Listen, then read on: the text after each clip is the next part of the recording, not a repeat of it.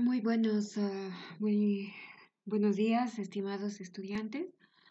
Ahora les voy a subir estos videos que van a ser una introducción, pero también a la vez una complementación sobre las lecturas que les he dejado de Fernando Savater, La aventura del pensamiento, y también sobre los videos educativos que les he colgado acompañando a Fernando Savater y otros que están en las sesiones correspondientes. Esto que les voy a comentar les va a ayudar a realizar los trabajos encomendados. Entonces, en esta sesión voy a hablar sobre los sofistas, sobre Sócrates y sobre Platón. Entonces, vamos a comenzar con los sofistas. Los sofistas van a marcar un nuevo rumbo a la filosofía frente a los presocráticos que buscaban conocer el arqué, el fundamento, el origen, la causa de todas las cosas de la naturaleza, buscaban encontrar las leyes de la naturaleza en esa suerte también de científicos que eran y que estaban perturbados o atenidos a la pregunta que los conmovía, que era la pregunta por el movimiento, por el cambio, y frente a esto, ¿qué es lo que permanecía?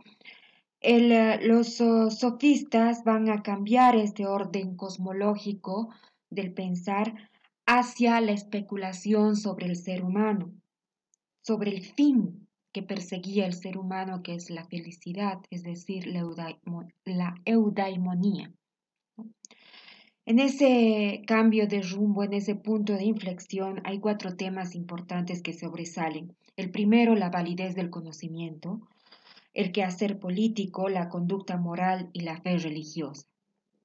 Son varios los sofistas que van a emerger en tiempos de Sócrates y de Platón. Estamos hablando del siglo V antes de Cristo, pero no van a formar una sola escuela, ni tampoco van a tener un líder.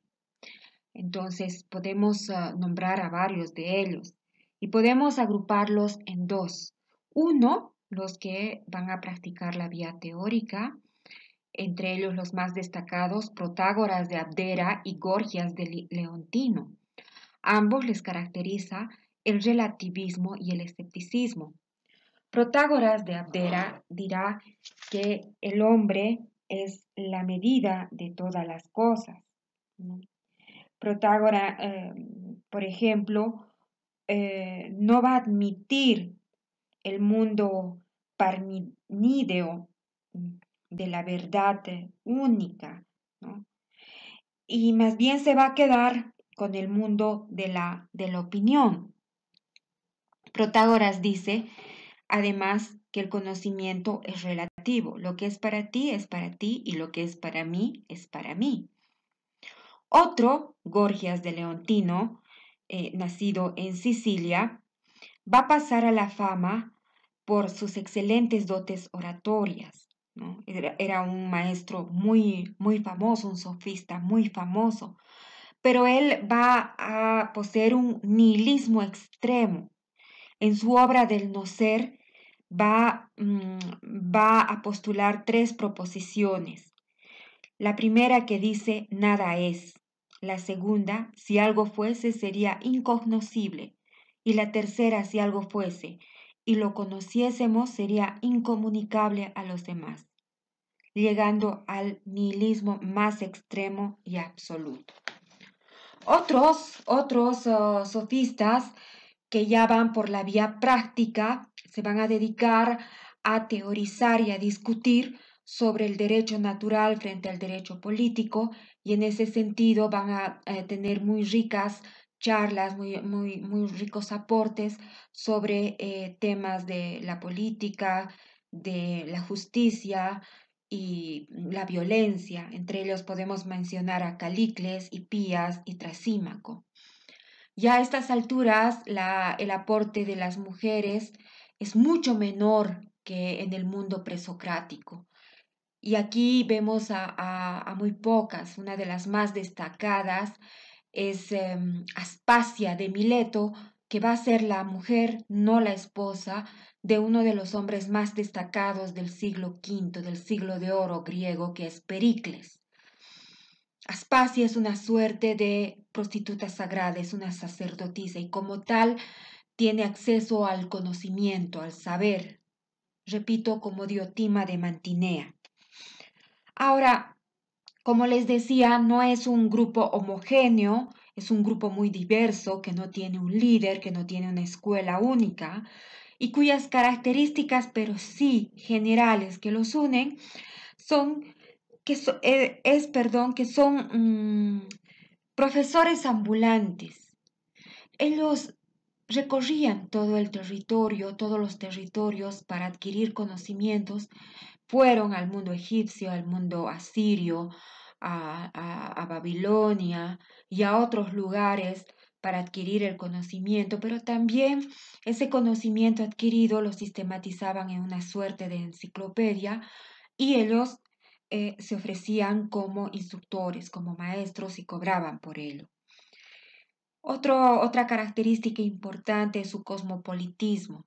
Gorgias de Leontino es una clara muestra de este cosmopolitismo que se objetivaba en su modo de vestir.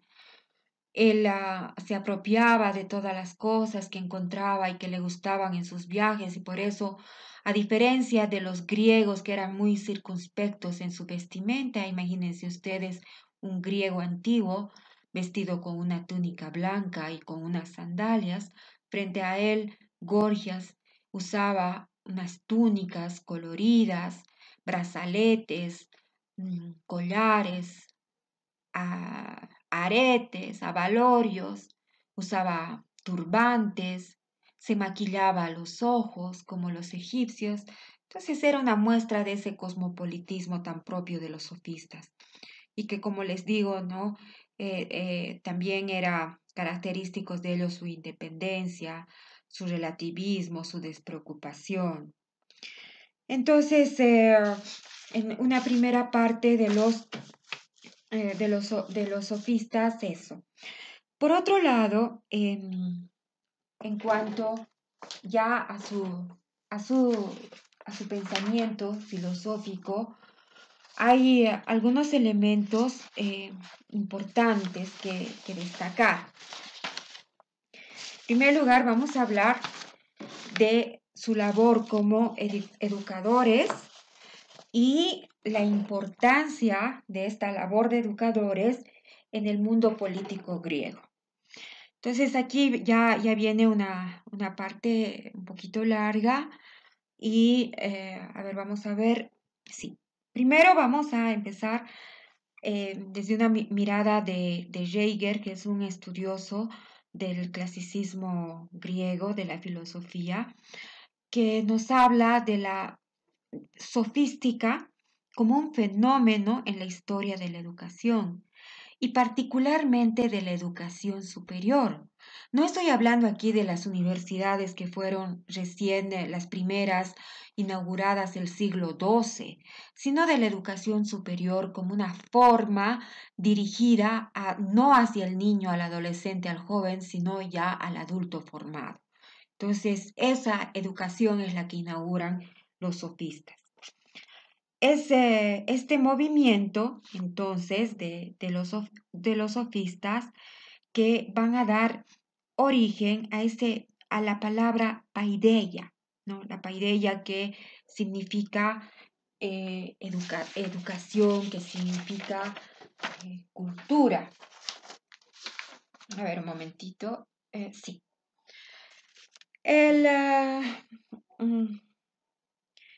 Esta paideia va a suponer una gradual evolución desde la más antigua concepción aristocrática, ¿no? Del arete, es decir, de la virtud, eh, que se va a dirigir hasta el ideal político del hombre vinculado a un Estado de Derecho. Es decir, desde una tradición antigua, ¿no? Que recogen de la aristocracia, que eran los únicos que estaban educados en el mundo griego, dentro de los parámetros del mundo griego, hacia lo que estaba vigente en ese entonces en el mundo político, en el mundo democrático griego. Es decir, ese ideal político ligado a un Estado de Derecho. ¿Qué había pasado? La nueva sociedad urbana y ciudadana, sabemos, promocionada por los comerciantes, estaba en desventaja frente a la aristocracia, y aunque poseía un ideal de hombre y de ciudadano, y lo creía muy superior a la nobleza, es decir, el ciudadano, no tenía un sistema consciente de educación para conseguir ese ideal. La educación profesional no se comparaba con la educación total en espíritu y cuerpo del aristócrata. Había una necesidad de una educación que satisfaciera los ideales del hombre de la polis. Y así se tuvo que inventar las huellas. Perdón, se me ha cortado esto, un segundito. No, está bien, perdón. Les decía que había una necesidad de una educación que satisfaciera los ideales del hombre de la polis y así, de esa manera, imitar a la antigua nobleza en cuanto a su educación. Se trata entonces de realizar una nueva virtud, una nueva arete que considera a todos los ciudadanos, no solamente a los aristócratas, sino a los ciudadanos de la polis, pero como descendientes de esa estirpe ática, y haciéndolos además miembros conscientes de la sociedad estatal, obligados a ponerse al servicio del bien común. La idea de educación, entonces, nace de la entrada en masa de los ciudadanos a la actividad pública. La democracia impulsa el pensamiento de los grandes educadores y filósofos que nacieron de aquella experiencia, es decir, de los sofistas. Desde un principio, el fin de este movimiento educador no fue la educación del pueblo, sino de los caudillos, una nueva forma de educación eh, venida de la nobleza, de la aristocracia. Su destino eran los líderes que tenían que hacer las leyes del Estado, no solo obedecerlas, donde la educación política del caudillo se funda en la elocuencia, en la retórica. Los sofistas llenan esta necesidad y la y, y, y el fin entonces de esta educación brindada por los sofistas es la educación del espíritu que se logra mediante la transmisión de un saber enciclopédico y la formación del espíritu en sus diversos campos.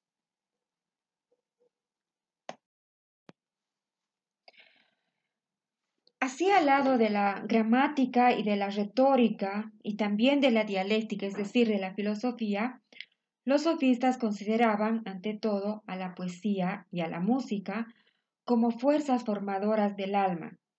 Las raíces de esta forma de educación se hallan en la política y en la ética, donde además el espíritu no es considerado desde el punto de vista puramente intelectual, formal o de contenido, sino en relación con sus condiciones sociales.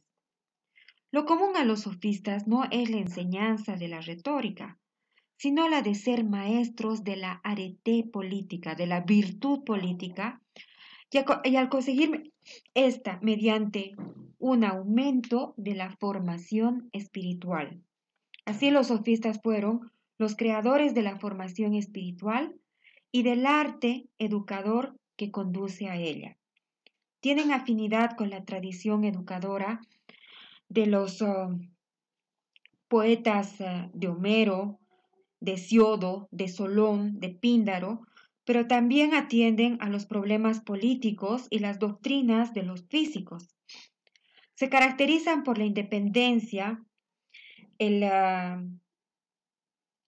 la despreocupación, el cosmopolitismo, el relativismo. Son una mezcla de filólogos, retóricos, pedagogos y literatos.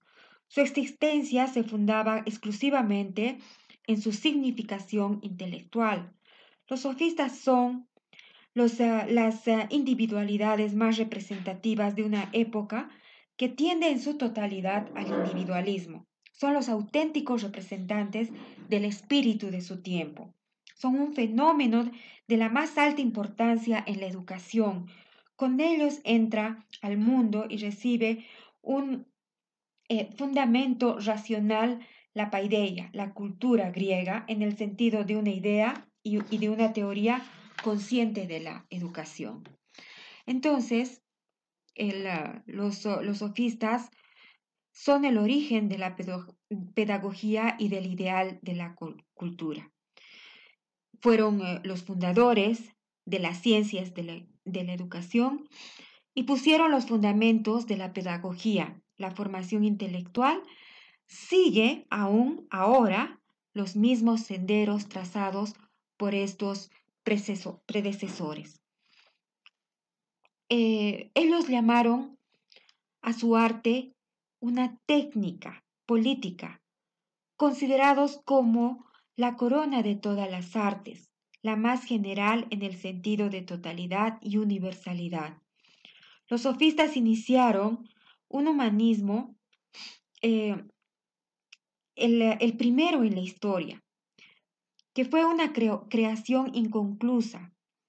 Es Platón el que irá más allá en la educación de los sofistas, precisamente porque vuelve hacia atrás y remonta a su origen.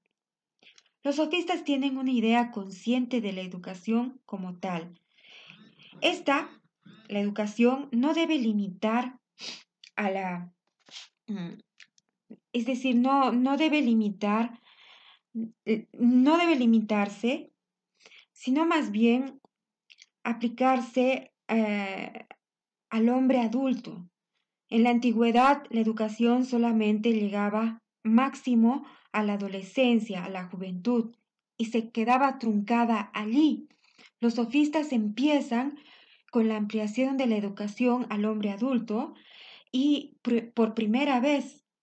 Entonces, en ese proceso de formación, el contenido de esta educación va a abrazar al mundo cultural espiritual en su totalidad, al mundo de los griegos que, a que se les brindó una formación enciclopédica, ¿no? No solamente en el ámbito del trivium sofista, que comprendía, como ya les mencioné, la gramática, la retórica, la dialéctica, es decir, la filosofía, la poesía, las matemáticas, sino también en los ámbitos de la historia. Era un conocimiento enciclopédico el que brindaban los sofistas. Ahora, lo que sí es importante es esta trinidad filosófica del trivium, que antes de ellos no se tienen noticias de que antes otros habrían enseñado esto que a futuro va a complementar el quadrivium, van a complementar las artes liberales, que son el estudio de la astronomía, de la matemática, de la música y de la poesía, si mal no me equivoco, ¿no? Que son las artes liberales que luego más adelante sí van a ser la base de la universidad. Entonces, esto es lo importante que hacen los sofistas y que van a ser los grandes maestros de la retórica, ¿no? Con la retórica van a tratar de lograr el fin, ¿no? de su movimiento educador, que es el éxito político. La retórica, que es un arte, el arte que lleva al político a su éxito en el ágora. Entre los métodos utilizados de enseñanza, entre los métodos y procedimientos que van a aplicar los sofistas están el de la formación consciente de la idea, ¿no? De educación, una formación consciente de cuerpo y una formación consciente de espíritu. El, eh, Van a utilizar metodológicamente la investigación. ¿Cómo se plasmaba esto en la práctica? A través del diálogo y de la discusión. El maestro indicaba al discípulo que investigue sobre un tema. ¿Qué es lo que tenía que hacer el discípulo? Aplicar el trivium sofista. Tenía que redactar lo que él había investigado de forma impecable gramaticalmente, con razones fundamentadas, que es lo que hace la filosofía, ¿no? Es lo que hace la dialéctica. Pero además tenía que imprimir a ese su discurso un estilo, retórica, ¿no? Tenía que ser un estilo atrayente. Entonces, por ello, el método heurístico que utilizan se basa en el diálogo, la discusión, la razón persuasiva, ¿no? Los razonamientos conformaban los discursos. Finalmente, todo esto era lo que ellos llamaban la retórica. Acordes con su relativismo, un maestro sofista que había encargado a un estudiante la realización de un tema no tenía ningún problema en encargarle que discurra sobre la oposición a esa temática, ¿no? Porque lo que importaba para el sofista era el arte de la elocuencia, el arte del convencimiento, el uso instrumental del lenguaje con el cual se llegaba al poder. Acuérdense ustedes que en ese tiempo la democracia era participativa, no había el voto secreto, el voto que en urnas.